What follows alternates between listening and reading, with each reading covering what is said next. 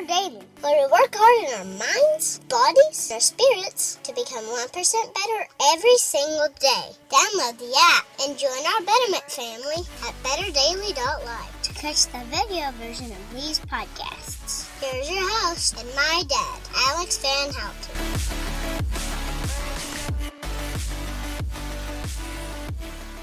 What is up, Betterment family? This is Alex Van Houten in Better Daily Live. Happy Tuesday. It's Nutrition Tip Tuesday, and today we're going to cover a nutrition tip that's going to help you on your 1% better journey. Today's nutrition tip is, what's for dinner?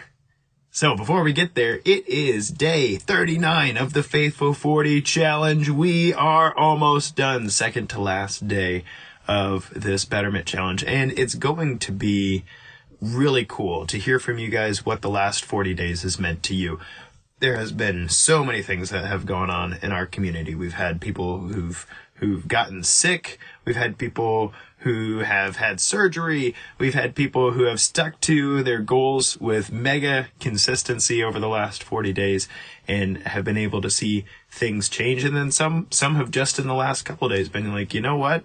This was a rough start to the year, but I'm going to get toward my betterment now. And so I'm really excited about that. And also that means that the Better Man Challenge is almost closed for registration. The Better Man Challenge is for the men in our community and outside of our community who want to be better over the next 8 weeks and are willing to double down on that with a group of guys. I'm really excited about that. I'll put the link to that below. That way you can check it out and decide whether or not you have the bandwidth for that. But if you or another man in your life you know needs to get better and they know something's missing and they know that they need some guidance and a nice kick in the pants for mind, body, and spirit, this is for them. I'll let the link speak for itself. So today's nutrition tip.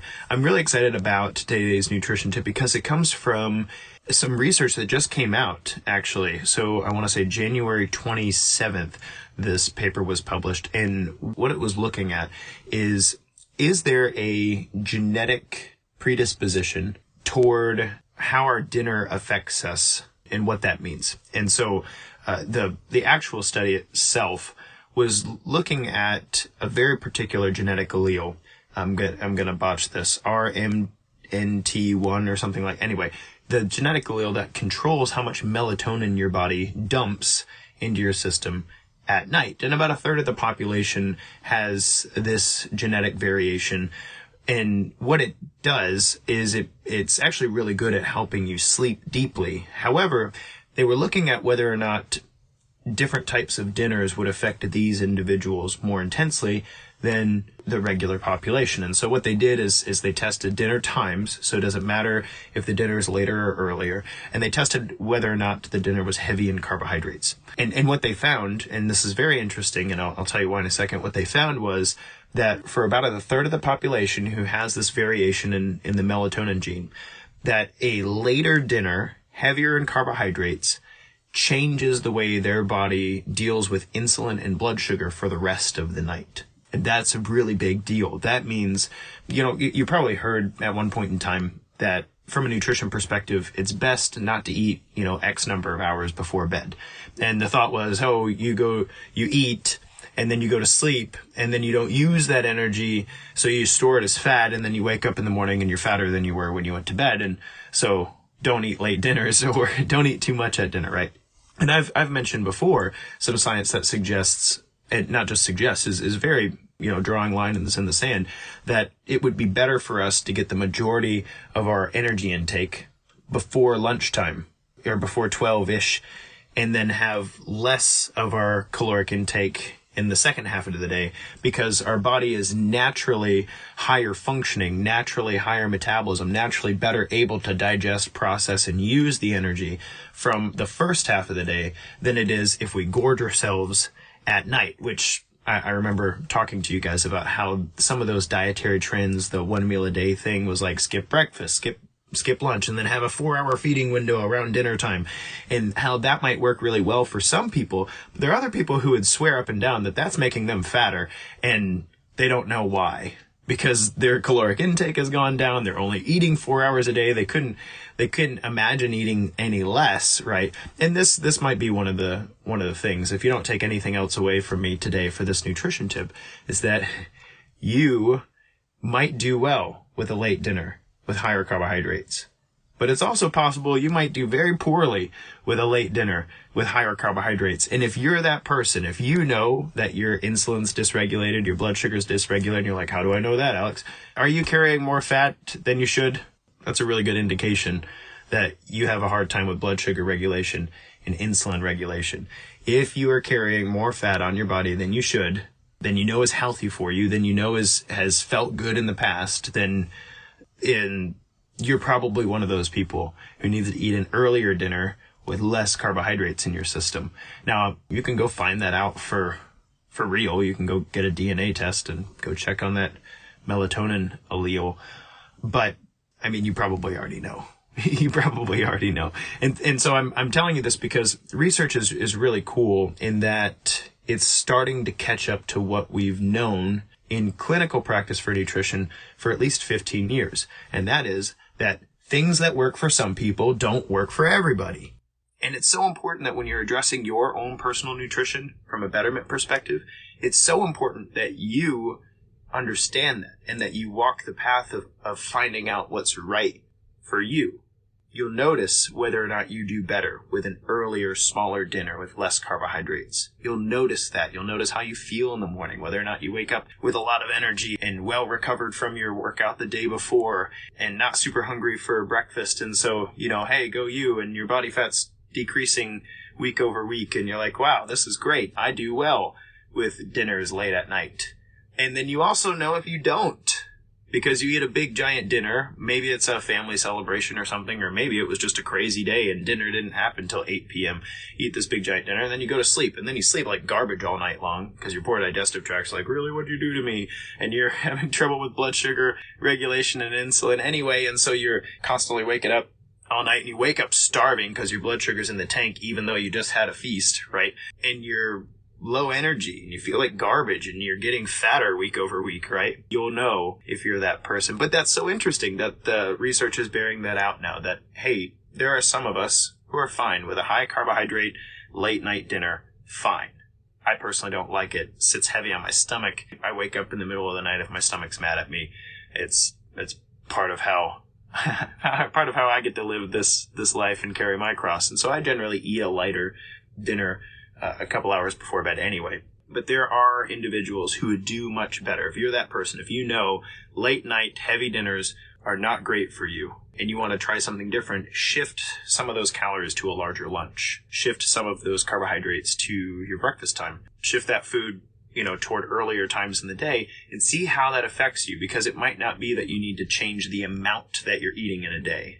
It might just be that you need to change your timing a little bit to do right by your genetic makeup. So really interesting study, right? And then there was another study about 2 weeks prior to that came out that was looking at how obesity is impacted by fat function rather than fat amount. So we tend to think of having, too much fat on our body as being a problem of balance, a problem of, I'm consuming and growing and storing more than I burn.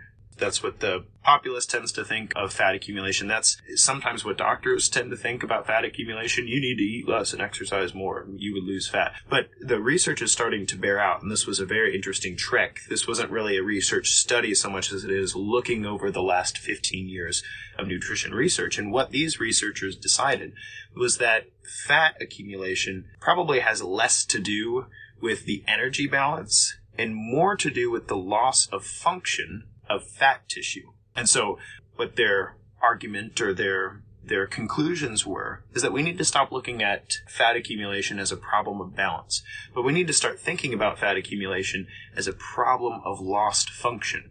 And I'll put that in layman's terms, okay? If you are a human being and you have all 4 of your limbs, you should probably be able to stand up and sit down. You should also probably be able to walk. That's what the human body does. Now, there are extenuating circumstances where those things aren't possible, but you should be able to do that, right? You should be able to stand up and sit down. That's called a squat. And you should be able to walk. That's a motor function that's natural to a human being, okay? As we grow and as we age, those functions will be lost to us unless we practice them. As we get older, you will get less and less good at squatting. You'll get less and less strong. Your knees will get less and less resilient unless you train them to be resilient. And similarly with walking. You know, a guy in his 30s and 40s, if he's healthy, is walking a very different looking walk than somebody in their 70s and 80s who's starting to lose calf function and they shuffle rather than roll through their toe, right? But those are natural functions, and you can train such that you don't lose those things. And the same thing can be said about our fat. We're actually starting to think of fat as a functioning tissue that has a role in our hormonal balance. It has a role in our immune response. It has a role in insulin regulation, okay? And instead of, oh wow, I have a problem of fat accumulation, I'm getting fatter and fatter, what's happening to me? And instead of thinking of that as a balance problem, like, oh no, I need to eat less and exercise more, researchers are saying it would be much better for us to start thinking of that as a loss of function problem. That instead we could approach our nutrition changes like, how can I restore function to my fat tissue? How can I help my fat tissue be better at regulating insulin? How can I help my fat tissue take a more primary role in my immune response? How can I help my fat tissue regain the functions that it used to have?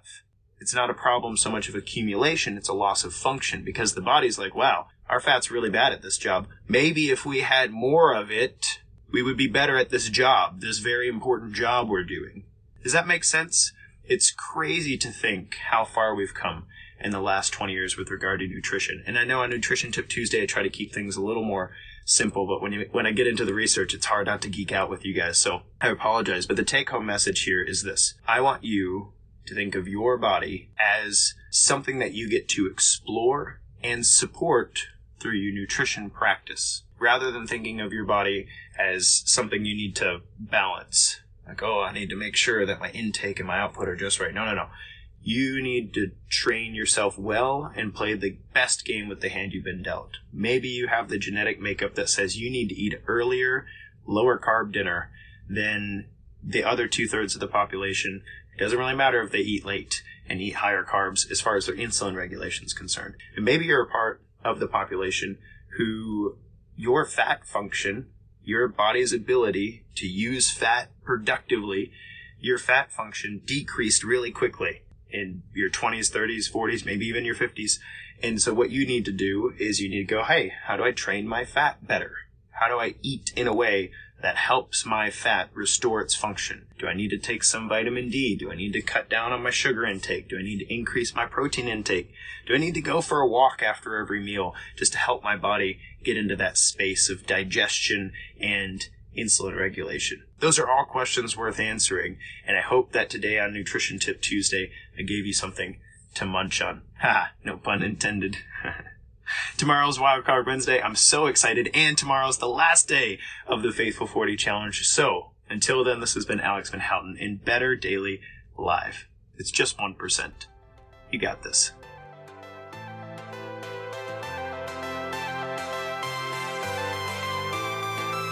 Thank you for joining us for your 1% Better today. Don't forget to subscribe for the podcast. Leave us a raving review to tell others how Better Daily has helped you in your journey. If you want more Better Daily, download our app and join our Betterment family at betterdaily.live. Use code POD to get 25% off your subscription. That's POD, all caps, to save 25% on your subscription. We all have a cross to carry. It's lighter when we do it together.